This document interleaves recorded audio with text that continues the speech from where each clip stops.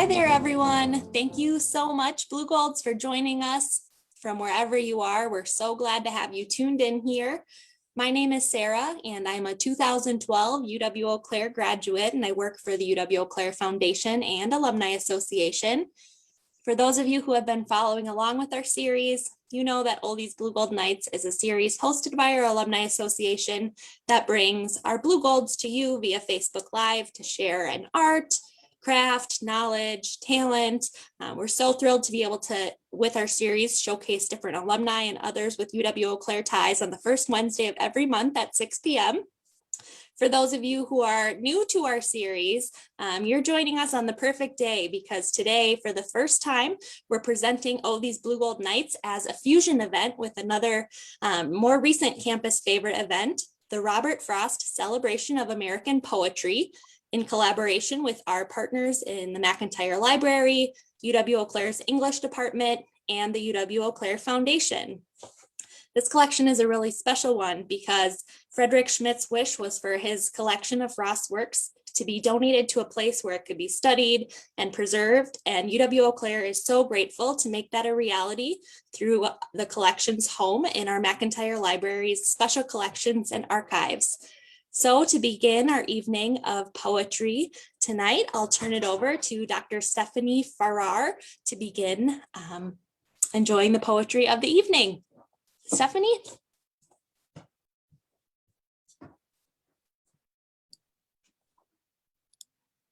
Hi, everybody. This event recognizes the gift over 8 years ago of the Frederick and Joan Christopherson Schmidt Robert Frost collection. This resource, housed in the library's Special Collections and Archives Department, provides access to rare first edition volumes, broadsides, chapbooks, manuscripts, and other unique items connected to the American poet Robert Frost. I'm Dr. Stephanie Farrar, and I'm a scholar of 19th century American poetry. The theme I chose for this year's event is poetry in public, meeting the moment. During the 1800s, poetry was the most popular literary art form in this country. And I mean really popular. Every kind of person in the United States memorized poems, shared poems, and composed poems. This included people who were not formally literate, people from all racial and ethnic groups, people from all genders, and people who were enslaved. People used poetry to debate urgent political issues about human rights and the law. They used it to understand their experiences of grief and ecstasy. They used it to make sense of their encounters with nature and spiritual awakenings.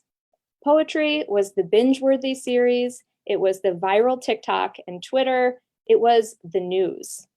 Poetry was both a part of public life and a pleasure of private life.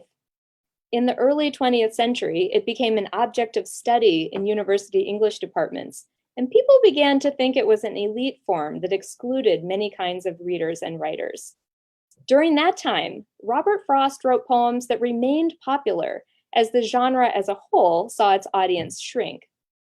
In some ways, the idea that poetry became unpopular is an illusion.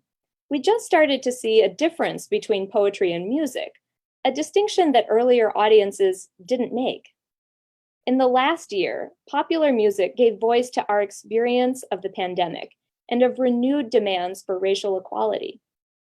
Fiona Apple's album title, Fetch the Bolt Cutters, seemed to precisely name quarantine cabin fever. Megan Thee Stallion performed on Saturday Night Live with a background that read, Protect Black Women. Poetry never left us. This January, a poet burst into the American popular imagination with poems that once again demonstrated poetry's relevance as a language through which to understand our collective and personal experience. Without denying the nation's legacies of slavery and disunion, Amanda Gorman's inaugural poem, The Hill We Climb, wove the history of American racial injustice and the horror of recent insurrection into syncopated beats of resilience and responsibility. She proclaimed, "Being American is more than a pride we inherit. It's the past we step into and how we repair it." Her poem ends with a resonant hope in American potential, She says, "For there is always light, if only we're brave enough to see it, if only we're brave enough to be it." Amanda Gorman's celebrity, sparked by her inaugural performance, has grown fast. She headlined the Super Bowl. She's on the cover of Vogue magazine. Her literary celebrity is very 19th century. Frost was the first poet to read an inaugural poem in 1961 for President Kennedy.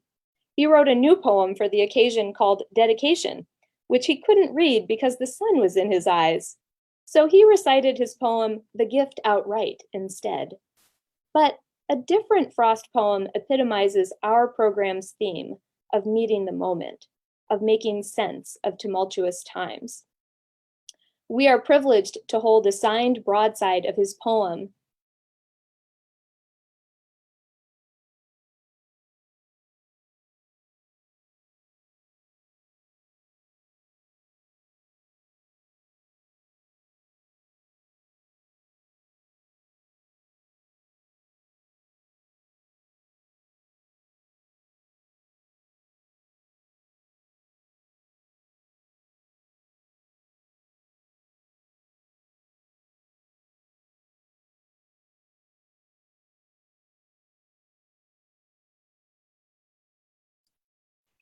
Sorry, everybody, I'm back. My computer crashed momentarily. I'm back. Hang on.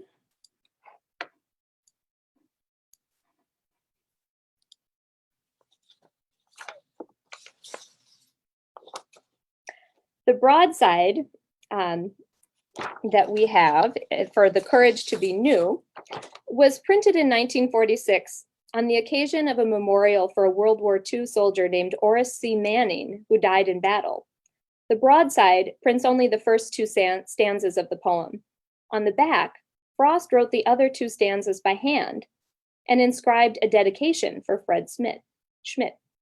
As you will notice, the second two stanzas left off the memorial document are less optimistic that warfare can be overcome in the aftermath of a war people around the globe committed to never forget.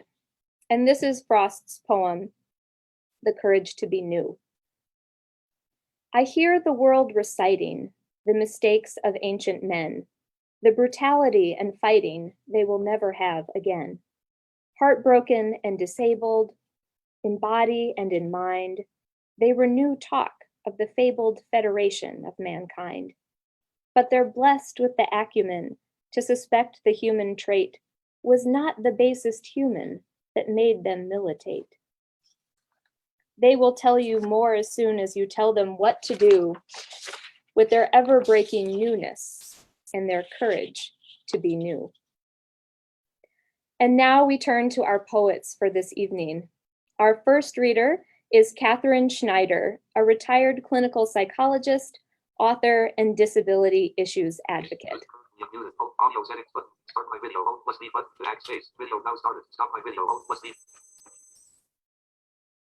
Greetings, Blue Golds.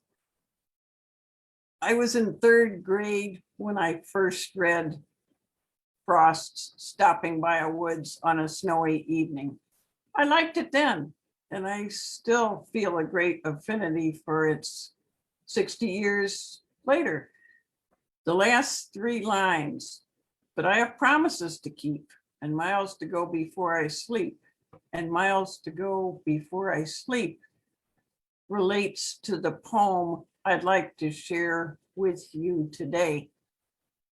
I do a lot of writing, speaking, board work, etc. in the area of disability advocacy, and there are miles to go before equality for the 1 out of 5 people with disability is achieved. Last year, we celebrated the 30th anniversary of the Americans with Disabilities Act, and I wrote this poem in its honor. It's kind of ironic because after I read my poem, unfortunately, I have to leave this meeting to go on to participate in our county board meeting, which is right after this. So forgive me for jumping off and miles to go before I sleep. An anthem for the Americans with Disabilities Act anniversary with homage to Maya Angelou. You can talk about me instead of to me. You can question my right to be. You can pity and disrespect me and ignore my needs. I didn't see. And still I'll rise. I'm your grandmother who doesn't hear. I'm your friend living with anxiety and fear. I'm your grandpa who's lost his mind, or his wife who's going blind and still will rise. We're 1 out of 5, not dead yet, still alive. Our needs aren't special, they just are. A parking space that's not too far, a friend who listens, even if it takes longer, and fights for access with us. Together, we're stronger and still will rise. We won't stop until all can play, work, love, and pray in whatever way. So celebrate with us. Because of the ADA and caring people, we can say together, we'll all rise. Thank you.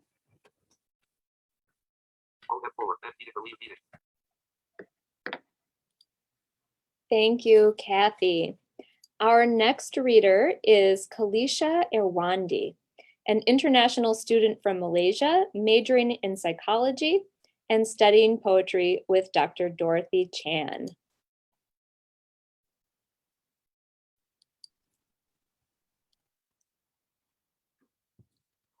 I'm very honored to be sharing my poetry with you guys today.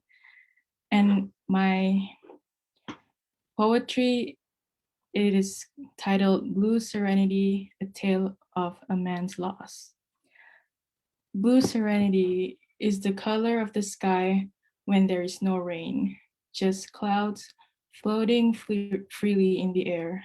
It is the color of your gown you wore to our first dance.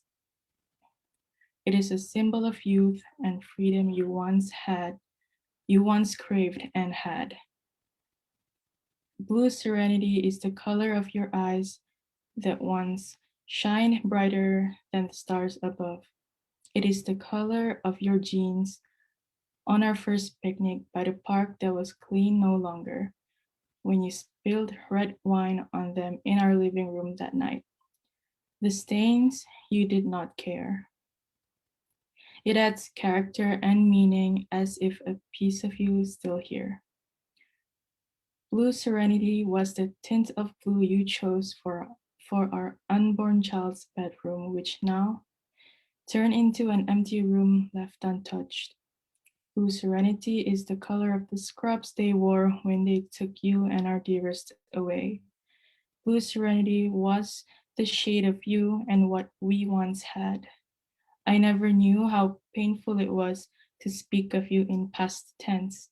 The smell of your shampoo on a Sunday morning and your choice of music. Making pancakes at the dawn of a new day, sometimes at midnight too. Blue serenity is the selfless and spontaneous things you did, not for yourself, but for the people you love. It is what everyone talks about these days. It is what they miss about you the most. Your flowers, they seem sad. Somehow I think they notice that the light in the room is gone now, and all that is left is blue serenity. My dreams during the day and night, they are also blue serenity. She gave me purpose, she gave me life. Most people have no clue where we go when it is time to depart, but I know her soul is floating like a butterfly across a blue park somewhere, somewhere warm and sunny. Her soul is drifting like the clouds over a hill. Nothing can stop her. Thank you.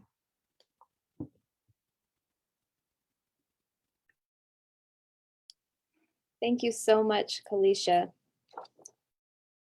Our next reader, born in Quito, Ecuador, Emilio Jesus Taviajo Peleas, is a migrant poet and scholar. currently pursuing a PhD in English literature at the University of North Carolina, Chapel Hill.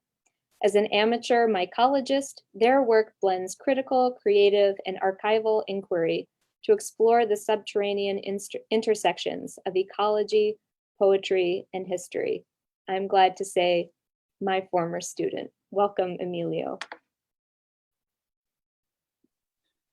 Thank you so much for your introduction, and thank you for letting me share my poetry and participate in Robert Frost's project of culturing an American vernacular. My poem is dedicated to Maria Sabina and is titled Slowly Beneath Meadows. Say it, then swing it, mountain of signs or analog clock of baskets made for babies, eyes for fear of electric socket, the world then arriving as if a fingertip moment or piece of writing or report of witnessing dance hall boogaloo locura whooping cough light of Fifth Avenue mirrors wakeful waking in other apartments in someone else's dream heard gunshot rat traps ring, then echo sound still. Remember carry on, heat rang and then tattered, run windowed, not winded or whining, got to wonder why, swam questions when the body was pointed to or swan sun tanned in Prague at a loss not to forget fingernail polish canned tuna or tin drop mescaline. I never write about birds in these poems. Stood canvas, framed, grinned, camped, and forgotten fed well and well-being of trees, seen in tips of Haifa, Sahara, in a dust grain, scene of mirrors, wild animals and mortar build bricks and build cranes and get swallowed hollow or hollow interface pageless paralleled in Paracelsus, Penelope or Merleau-Ponty scream signify chiasmus misremembered hearing black da nihilismus. It gets better when you're older or be mushroomed, misread velada, misplaced accents, mistook train for bus, travel for restlessness, blues and heavy legs along docks, hands having built decks to sea. Durham changed shapes and say, witness looked at him to say, leave, and I saw it.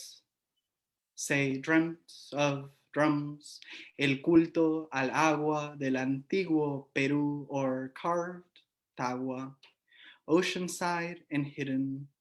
Later, airport full nights of Houston, statued earbuds holding on to be an aesthetic moment, monument of half forgotten television show now out of sight.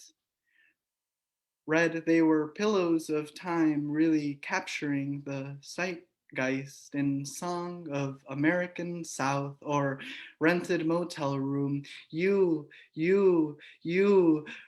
heard she died young and it happened. Photograph of a grave site say, remember it was grass and Boletus, Star of David, or did you leave flowers? Say, I know you were here once, too, walked, inked and staining, sidewalks bridged the difference to make it to an other state.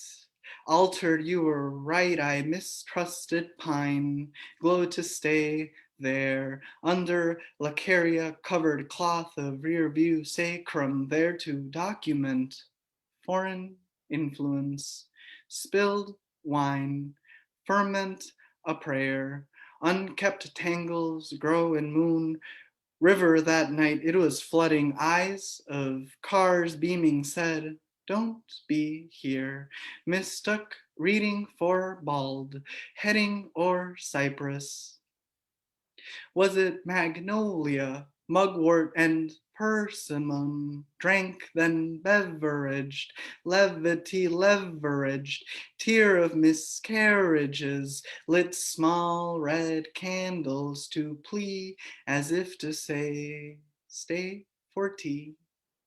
Or conversation of tarahumara humor, of compost, of course you would say so, shy, bodied and breathing, not knowing your remembering stacking hardwood, cut tendon, not mine, but it was bleeding, knee gashed when you sent it, salt, flat recollection of campground to stand on together, sing, there's a train a-comin' and we are getting in, ticketless and welcome, trembling and no longer hiding, momentary fear, and it's happening, widening, fissure, kept in the wardrobe, black suitcase, not taken, coddled, drowned, children left, weeping when things go, they go forever, every time.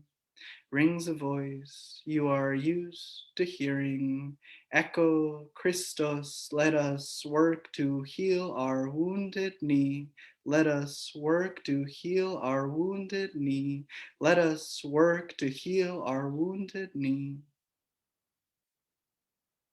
Thank you. Thank you so much, Emilio. Our next reader is Max Garland, a retired UW-EC professor and former poet laureate of Wisconsin. He's the author of The Postal Confessions, Hunger Wide as Heaven, and The Word We Used for It. Welcome, Max.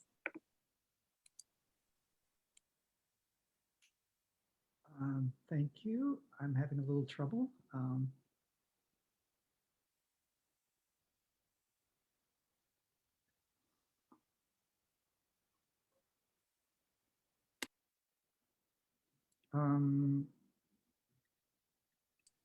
We can hear you. Okay, I believe I just returned from some other place right now. Am I okay? Yep, go ahead. Perfect. I'm visible. Okay, thank you. Yes, we can see you. And thank you to the other readers. It's been really wonderful. I also just want to thank Ms. Chris Schmidt, who made all of the Frost archives available to us, to the university here years ago. And I'm glad to see this celebrated each year still, even under sort of difficult situations. I'm going to read a poem that I wrote a year ago and really didn't know, in fact, had no idea that it would still be relevant. I was hoping it wouldn't, but anyway, this is a poem. People want their poems to remain relevant. I didn't want this one to do that, but nevertheless, here we are. It's called Social Distancing. Say there came a pandemic, some news-drunk virus set its hooks in us, and only the sky for a nurse, arced and empty and barely even blue. And only the musical pulse and the several senses for consolation. Except for a stream of distant words like waves bearing the rush, curl, and foam of elsewhere arriving. The distant rhythm of others to bridge the gap between head and heart, dark and day, fear and whatever it is one feels on the brink of when walking next to great waters. How the surf catches and releases the light, and the waves and bones tremble like the distant cousins of constant thunder. We know salt tumbles eventually from ocean to body and back and forth. We know it takes ages to regather the shaken self into the good world again. I remember a ritual once where hundreds of tiny basket-like boats were launched with prayers and flowers and misfortunes, ignited and cast out on the water until the bay was ablaze, a rocking constellation of human woe uttered in small tongues of flame. Until little by little, they drifted, burned, blinked out. And then it was just dark water again. And we all went home. Did our troubles never return? Were we really less burdened or better people? What I mean is, sometimes worry needs to be ignited, launched into words, if only to blaze a while among flotillas of sorrows we thought were ours alone. What I really mean, of course, is keep in touch. Even if you don't know what to say, especially if you don't know what to say. Kind words, fellow castaways. Mind-lit emergencies of fingertip and tongue. Float this festival of downtime and distance. Repopulate the dark with your fledgling human light. Thank you.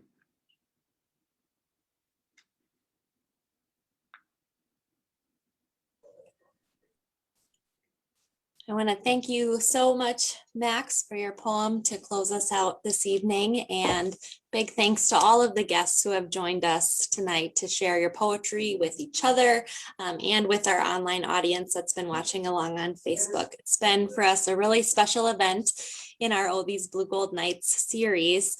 And really just a truly special occasion to be able to share what is usually an on-campus event that happens in the lantern of Centennial Hall with a wider audience than we could have ever captured that way through our virtual platform. So thank you to McIntyre Library, the English department, and the foundation for the energy and inspiration to be able to share online with all of our alumni audience this evening through Oh These Blue Gold Nights. For those of you who are in the Chippewa Valley, you know that we are in a week-long spring of expected April showers, and coming up next month for our series, it's true that those April showers are going to bring May flowers, because here on the first Wednesday of May, May 5th at 6 p.m., we'll be joined by Amy Voorhees, a 2011 biology graduate, for her talk on plant basics, from seed to flourishing flowers. And Amy will share with us some of her own passion for growing and caring for plants just in time for the rest of us to start planning this year's gardens. So more than ever, we wish you a wonderful Blue Gold night for the rest of your evening. And thank you to all of our poets and those who have joined along with us to enjoy the Robert Frost celebration of American poetry. Take care, everyone.